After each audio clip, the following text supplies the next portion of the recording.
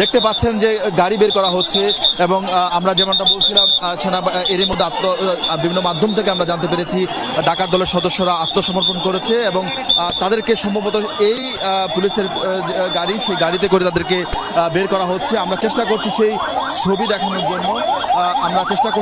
দেখানোর জন্য আমরা দেখছি যে পুলিশের একটি গাড়ি এবং গাড়ির ভিতরে ঠিক আমরা কালো গাড়ি যার ফলে দেখা যাচ্ছে না ঠিক ভিতরে কারা। আমরা সামনে পুলিশ এবং পিছনে র্যাবের গাড়ি দিয়ে তাদেরকে কর্ডন করে নিয়ে যাওয়া হচ্ছে এবং যেটা শুনতে পাচ্ছি যে ডাকাত দলকে আসলে এই মাত্র এখান থেকে নিয়ে যাওয়া হচ্ছে এবং তাদেরকে এখান থেকে তাদেরকে পুলিশ সদস্যরা ধরে নিয়ে গেছে এবং আমরা নিশ্চিত হয়েছি যে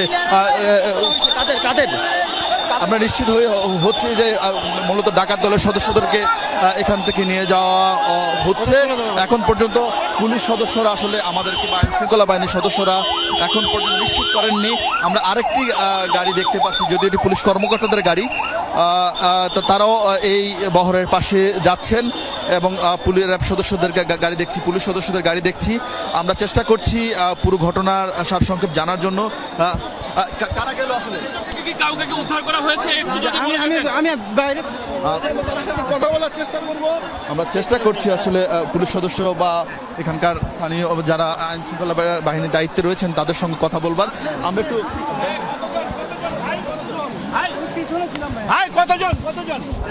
এখন পর্যন্ত আমরা নিশ্চিত হতে পারি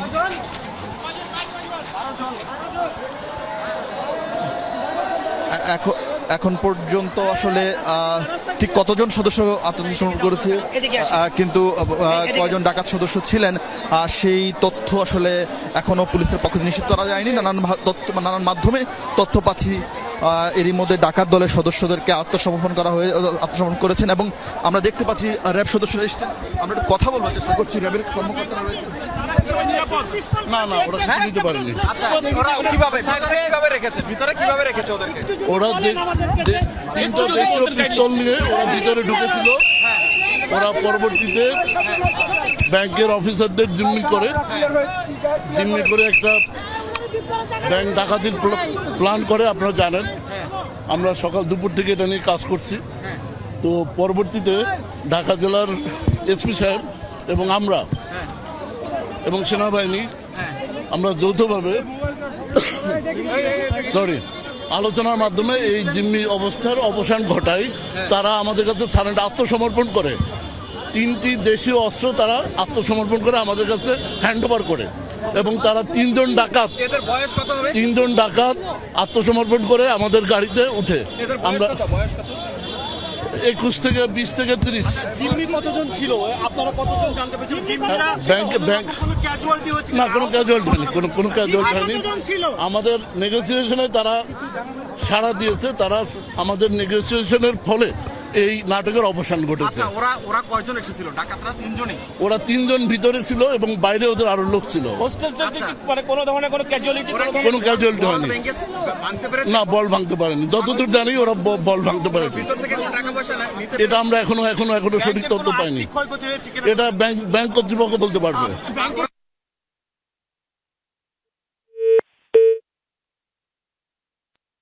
টাইমটা আমরা ঠিক এক্সাক্ট বলতে পারবো না। এটা আপাতত এটা তাদের বিরুদ্ধে আইনগত ব্যবস্থা প্রক্রিয়া বলছিলাম কর্মকর্তার সঙ্গে। তিনি বলছিলেন এখানকার ঘটনা এর মধ্যে যারা ডাকাত দলের 3জন সদস্য ছিলেন এবং সেই 3জন সদস্য আত্মসমর্পণ করেছে এবং সেই আত্মসমর্পণের পর তাদেরকে এখান থেকে অ্যারেস্ট করে নেওয়া যাওয়া হয়েছে এবং তাদেরকে গ্রেফতার করা হয়েছে। তাদের বিরুদ্ধে আইনগত ব্যবস্থা নেওয়ার কথা বলা হচ্ছে। তবে ঠিক কতজন নির্বাহী কতজন সরকারি কতজন ব্যাংক কর্মচারী ছিলেন সেই বিষয়ে তিনি তথ্য জানাননি। তবে সবাই ভালো আছেন সেই তথ্য তিনি নিশ্চিত করেছেন এবং মোট 3জন সদস্য তাদেরকে এরই মধ্যে গ্রেপ্তার করে পুলিশ তাদেরকে এখান থেকে নিয়ে গেছেন। সেই ছবি হয়তো আপনারা কিছুক্ষণ আগে পেয়েছেন। আমরা চেষ্টা করছি ব্যাংকের ঠিক কাছাকাছি যাওয়ার এবং তারা এখান থেকে ঠিক কতজন সদস্য ঠিক কতজন সদস্য একটু জানাতে চাই যে কিছুক্ষণ আগে কেরানীগঞ্জের যেই রূপালী ব্যাংকে ডাকাতির যে ঘটনা ঘটেছে সেই 3 জন ডাকাতকে কিছুক্ষণ আগে পুলিশ সদস্য আটক করে গ্রেফতার করেছেন এবং তাদেরকে ব্যাংক থেকে এখান থেকে নিয়ে যাওয়া হয়েছে এবং সেই সঙ্গে তাদেরকে এখান থেকে কিছুক্ষণ পুলিশ সদস্য নিয়ে গিয়েছেন এবং ব্যাংকে যেসব কর্মকর্তা কর্মচারীরা ছিলেন সঙ্গে গ্রাহক ছিলেন তারা সবাই নিরাপদে আছেন, ভালো আছেন এবং এখন পর্যন্ত আসলে কোথাও এই ব্যাংকের ভিতরে কোনো ধরনের ক্ষয়ক্ষতি হয়েছে কিনা সেটি আসলে এখনো নিশ্চিত করে বলা যায়নি, কারণ র্যাব সদস্যরা সেটি আমাদেরকে নিশ্চিত করতে পারেননি। তারা ব্যাংকের আমরা ঠিক সামনে যাওয়ার চেষ্টা করছি যে রূপালী ব্যাংক, সেই রূপালী ব্যাংকে আজকে দুপুর 2টা নাগাদ 3 জন ডাকাত সদস্য এবং তারা ভিতরে প্রবেশ করেন এবং প্রবেশ করে সেখানকার কর্মকর্তা কর্মচারী এবং গ্রাহক যারা ছিলেন তাদেরকে জিম্মি করেন এবং ব্যাংকে 15 লাখ টাকা ছিল, সেই 15 লাখ টাকা তারা শুরুতেই তারা সেগুলো নিয়ে যাওয়ার চেষ্টা করেছিলেন। তারপর ডাকাত দলের উপস্থিতি টের পেয়ে ব্যাংকের ভবনের যারা কেয়ারটেকার ছিলেন সেই কেয়ারটেকাররা পুরো বিল্ডিংয়ের তালা মেরে দেন এবং এরপরে আইনশৃঙ্খলা বাহিনীর সদস্য পুরো জায়গাটি ঘিরে ধরেন। আমরা চেষ্টা করছি পুরো ঘটনাটি কিছুক্ষণ আগে ঠিক আপনাদের সঙ্গে কথা বলবার ঠিক 10 থেকে 15 মিনিট আগে মূলত তাদেরকে আটক করা হয়েছে এবং দুপুরের পর থেকে আইনশৃঙ্খলা বাহিনী আসার পর থেকেই মূলত নিয়ে যাওয়ার এখান থেকে তাদেরকে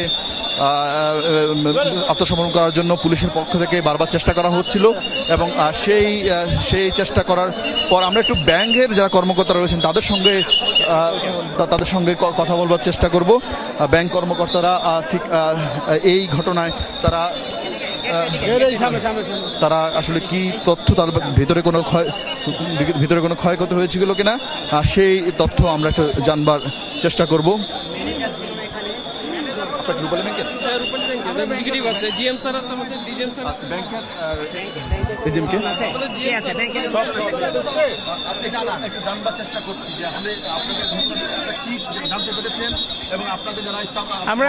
আমরা এখনো কিছু জানিনি, প্রশাসন আমাদেরকে জানাবে। প্রশাসনিকভাবে অ্যাকশন নেওয়া হয়েছে, প্রশাসনই আমাদেরকে জানাবে কি হলো। আমরা এখনো কিছু জানি না। আপনাদের যারা সহকর্মী ছিলেন তারা কেমন? ওরা তো ভিতরে এখনো সেফ আছে, কারোর সাথে এখন আমাদের কোনো কথাবার্তা হয়নি, কাজেই ভিতরে কি হয়েছে আমরা কিছু জানি না।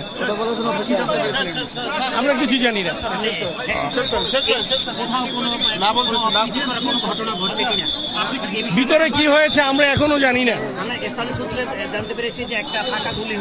না, আমরা কোনো শব্দ পাইনি। না। কথা বলছিলেন রূপালী ব্যাংকের ঊর্ধ্বতন কর্মকর্তারা কথা বলছিলেন এবং সেনাবাহিনীর সদস্যরা তাদেরকে সরিয়ে দিচ্ছেন আসলে, এবং তারা মূলত ব্যাংকের ঊর্ধ্বতন কর্মকর্তা তারা তাদের সহকর্মীদের জন্য তারা চেষ্টা করছেন, সহকর্মীদের জন্য তারা অপেক্ষা করছেন এবং এই যে জিঞ্জিরা শাখা রূপালী ব্যাংকে, এই জিঞ্জিরা শাখায় মূলত আজকে দুপুর 2টার পর 3 জন ডাকাত সদস্য ভিতরে প্রবেশ করেন এবং সেখানকার কর্মকর্তা কর্মচারী যারা ভিতরে গ্রাহক ছিলেন তাদেরকে জিম্মি করেন এবং এই জিম্মি ঘটনার টের পেয়ে ভবনের যিনি কেয়ারটেকার ছিলেন তিনি বাহির দিয়ে আসলে তালাবদ্ধ করে দেন এবং র্যাব সদস্যরা আমাদেরকে নিশ্চিত করেছেন নিচে বেশ কয়েকজন ডাকাত দলের সদস্য ছিলেন, যদি তাদেরকে আসলে ধরা সম্ভব হয়নি। খুব স্বাভাবিকভাবেই তারা সেখানে মানুষের উপস্থিতি টের পেয়ে তারা এখান থেকে সরে গেছে এবং এই কিছুক্ষণ আগে যখন আপনাদের সঙ্গে কথা বলছিলাম তার মধ্যেই প্রায় আধা ঘন্টা আগে তাদেরকে বিকালের পর থেকেই মূলত যৌথ বাহিনীর পক্ষ থেকে যারা ডাকাত দলের সদস্য ছিলেন তাদেরকে আত্মসমর্পণের জন্য তাদের সঙ্গে যোগাযোগ করার চেষ্টা করা হচ্ছিল।